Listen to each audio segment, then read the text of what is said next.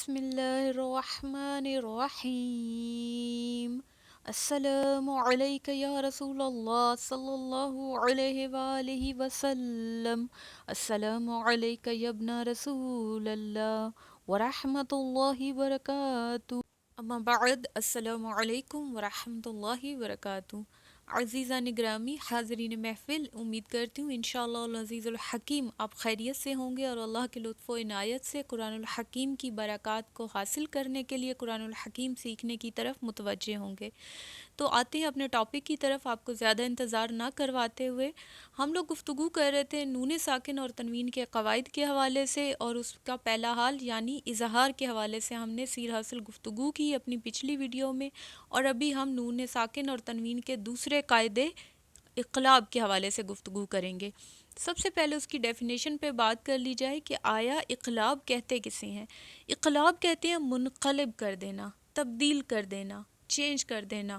کس کو چینج کر دینا؟ کیونکہ ہم قواعد سیکھ رہے ہیں نون ساکن اور تنوین کے، اور ہماری اس چیز پہ فوکس ہوتا ہے کہ نون ساکن اور تنوین کے بعد کون کون سے حروف آ رہے ہیں، اور پھر اس کے مطابق ہم تبدیلیاں بھی کرتے ہیں تجوید کو جانتے ہوئے. تو عزیزان گرامی، اظہار کے حوالے سے ہم نے بات کی تھی کہ نون ساکن اور تنوین کے بعد اگر حروف حلقی میں سے کوئی حروف آ جائیں تو وہاں پہ ہم اظہار کرتے ہیں، یعنی نون ساکن اور تنوین کا اظہار.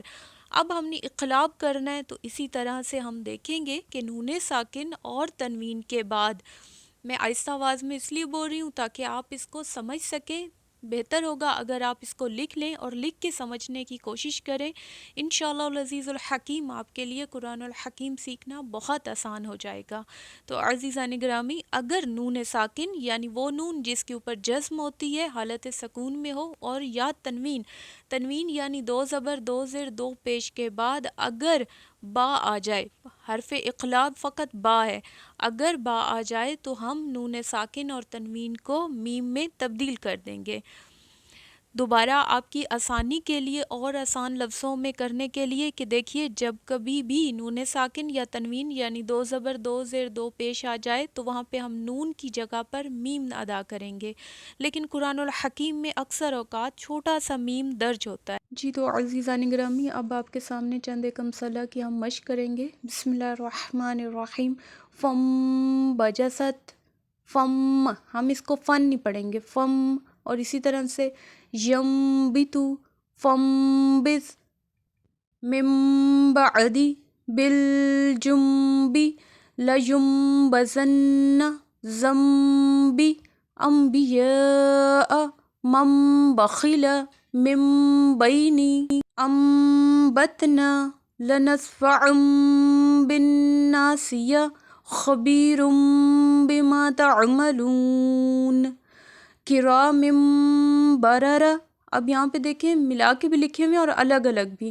حلم بہذا، من بعد، انباءہم، انباءہم، انبئہم، انبؤرک، سمیع بصیر، لینبذن، من بعد زوج بہیج.